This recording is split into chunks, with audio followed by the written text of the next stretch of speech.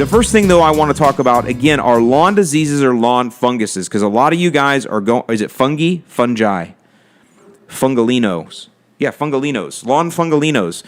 Whatever you call them, it's brown spots that are showing up in the lawn. And a lot of times when we see brown spots, depending what you've been reading lately or what you've been doing or what forums you've been hanging out in or whatever your neighbors have been saying, when you see a brown spot, whatever is top of mind is what you will immediately go to. So if you've been reading a lot of things about lawn diseases and you see brown spots on your lawn, it's like normal that you'll go, must be a fungus, and you start researching fungus in the lawn or disease in the lawn, and you find videos like mine and others, and you're on this like one tunnel vision track that I've got disease, but maybe not. Now, if you've been watching things on grub worms, or you've been watching things on sod webworm, or you've been watching videos about insects in the lawn, and you see brown spots, then your first tunnel vision might be to go, it must be bugs, and then you just go down the rabbit hole of researching insects and bugs, and you start, going. You get what I'm saying, right? So what I want you to do, the first thing you see, or the first time you think you see disease, and that's what we're talking about today, or lawn diseases, is I want you to do nothing. Just chill. Because there are a lot of other things that cause brown spots, and one of the things that we mentioned is insects. Sod webworm can be a challenge as things start to get warmer here in the summer. Some of you may have billbug. I don't, that's kind of a late spring thing, I believe. There can be other insect problems, but that's not really the main one. Another thing that could come up that I've seen a lot is Poa trivialis that is just checking out from heat, or Poa annua that's literally dying after heat. But usually the Poa triv will be a little bit later in the season. It'll come back in the fall as things start to cool down again. It probably looked really nice in the spring, and you may not have even realized it in some cases. But that's really going to start to check out as things get hotter and hotter. The Poa trivialis will check out, and it actually resembles, in some cases, a lawn that is diseased, because you'll have Poa triv that's checking out and turning this yellowish color, but you'll have good Kentucky bluegrass around it. If you've been feeding it and pushing it like I teach, then that Kentucky bluegrass will be dark blue-green, but the rest of that triv, that Poa triv that's dying around it or fading, will be yellow, and it'll look like a diseased lawn. So that's a case. It can sometimes just be heat stress. I've talked about that summer hangover, or that spring hangover, where the lawn's gotten all of this rain. And in fact, I was talking to somebody this week that lives outside of Chicago, and he said, wow, we finally are getting warm now. I'm like, geez, dude, it's almost July 1st, and you got to say you're finally getting warm. Must be a cool year up there, but lots of rain, lots of cool temps, lots of cloud cover, which can contribute to disease. But sometimes what that is all of a sudden the sun comes out and you get 3 or 4 days in a row and it's over 85. And I'm going to tell you that right now, all cool season grass stresses over 85. Doesn't mean you're going to see it all the time if you have deep roots, but it's definitely stressed. It doesn't like it over 85. So you got a lawn where the roots are sassy and happy. Kentucky bluegrass, which by nature does not have a deep root system anyway, unlike turf-type tall fescue, which does have a deeper root system. But that Kentucky bluegrass gets hung over, and the hot weather hits it, and boom, it stunts, and it can even go a steely gray and into a brown color, and it'll happen in splotches, and that can sometimes mimic disease. Even one that I've seen recently far, far north was somebody that their lawn just was going to seed like literally 10 days ago. Seems late for me, or to me, but again, I'm way down here in Florida, but people way up north in the Dakotas and that, their lawns may have just gone to seed, and that's a very normal thing for cool season lawns to go to seed. But those lawns going to seed, those stalks, when you cut them, they get rough, and the stalks will turn yellow too as they die off, or as they subside, melt, whatever they do, they go away. They can be yellow, and they can also they don't cut well. And those areas where you had thick seed stalks from your good grass going to seed, which is a normal thing, those can look yellow.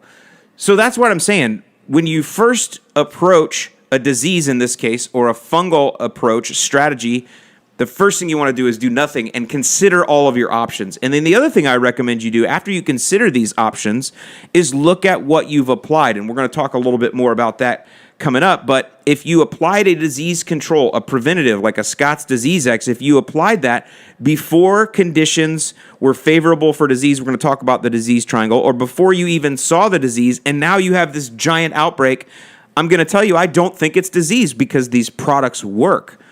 Now, you could go back and understand if there was application error involved, and that's why I always say have a property map, understand your square footage, understand how much pounds on the ground of a product you used. So you can go back and review that. That's why I say keep a lawn journal. You can see how all this just relates. I'm rambling here. But the idea is to use the data points that you can get. Obviously, a lot of Googling is important. Go to university extension websites. University, or is it NC State? They have a great, what do they call it, turf files? Yeah, Chris Elms, I think, has shouted out to me before that he's an alum of NC State. They have great turf files. Purdue University, first class all the way. I really like University of Florida for warm season. NC's got both. There are a lot of others, but always go to university extension websites because you're going to get the most conservative, concise, and up-to-date information there. They're not going to talk about slinging and bringing chemicals for sure. And in fact, most of them try to talk homeowners out of that. And that's good. You want that perspective when you're identifying a problem. So that's what I would ask you to do, is to chill. The second thing I would ask you to do then is to look at your neighbors. Are you the only one? Or does everybody have this problem? Or is it only in certain lawns? And then see what you can get there. Is it primarily something in lawns that were just sodded last year versus mine that was sodded 6 years ago? If you're in a new construction area, or sodded versus seeded, or, shade versus sun, in-ground irrigation versus no irrigation. You kind of look at some of the things that you can see. Also look at common areas. If you're in a subdivision that has common areas, those are usually going to be on a real standard, I don't want to use the word cookie cutter necessarily, but a standard program.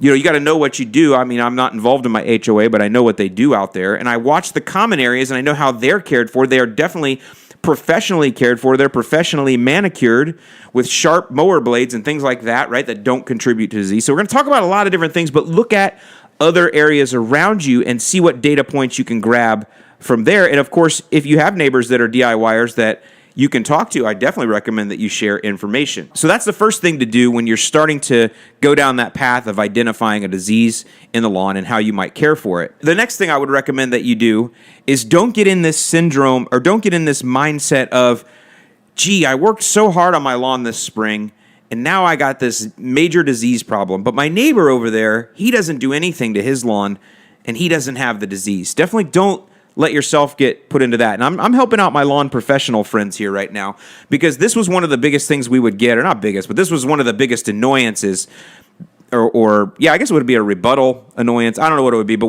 when customers were unhappy, they would call in and often say, I'm paying you for all this service, but my neighbor doesn't do anything to his lawn and his looks way better than mine. Now, there's a lot of reasons why that is. And as a lawn professional, you could never explain that to a customer, because that's a self-fulfilling prophecy. When a customer says that to you, they've already known that they knock out all of the options in their own mind as to rebuttal that you could bring. But the truth of the matter is, a lot of times, and what I wanted to say to those people was, yeah, because you don't necessarily know what your neighbor does or doesn't do, because you're not even doing your own. You don't mow your own lawn. You don't treat your own lawn. You don't even water your own lawn.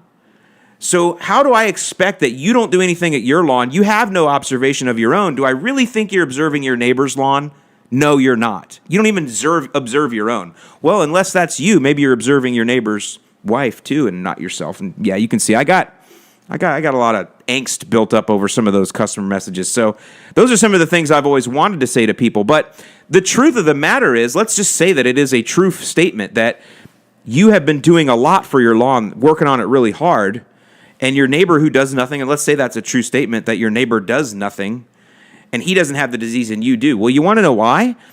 Because it doesn't show. I want you to imagine an unhealthy human being. Let's take someone that's majorly compromised with some bad diseases, maybe not even bad diseases. Let's take somebody that's majorly compromised by bad health, malnutrition. Let's say they don't brush their teeth, so they have really bad mouth health, which goes into your gut and contributes to all kind of other problems.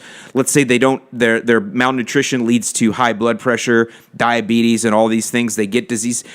But you'll see that person walking around at the mall, laughing, drinking beer, eating a ho-ho, and be like, that dude has a great life. But inside, he's just tore up from the floor up. The thing is, he's just worked through it. He just makes it work. Is he healthy? No. Do you want to be like him? No. Does he contract other diseases? Yeah, but he's so compromised in everywhere else. It all just looks the same. It all just looks like this unhealthy dude. So yeah, of course he doesn't get the disease, but really he does. You just don't see it because he's so compromised. And by the way, someone like that, when they do get a major, health problem, they don't bounce back nearly as quickly. Whereas your lawn that you've been working on, it's exactly the opposite. You're hyper vigilant now. And maybe maybe you're trying to help it recover from some terrible eating habits over the last 20 or 30 years or however old your house is.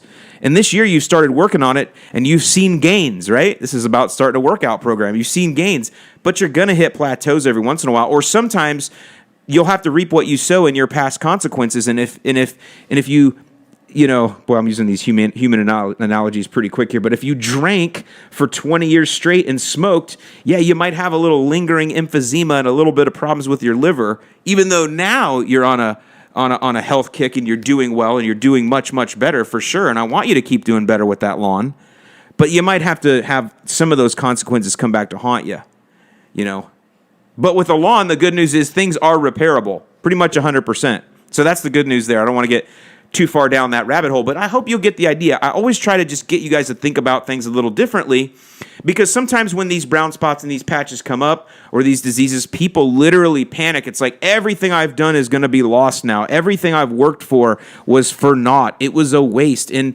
no, you just need to realize that while I want you to get some wins, and that's my first goal for all of you is to get some wins, which is why I tell you to use organic fertilizer, sling it down heavy your first couple times, see some results. I want you to get some wins there.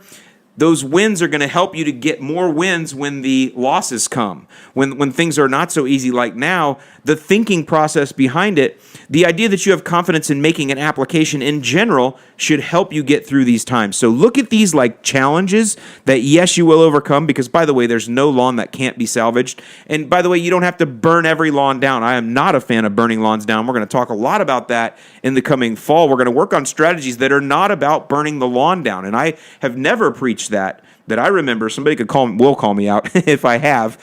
But I think I've always talked, and I definitely know now, I don't want lawns burned down. I'd rather you work with what you have. So hopefully that was a little bit of encouragement to you. We'll see in the edit if I keep all that in or if I got a little bit too dark. I don't think I did.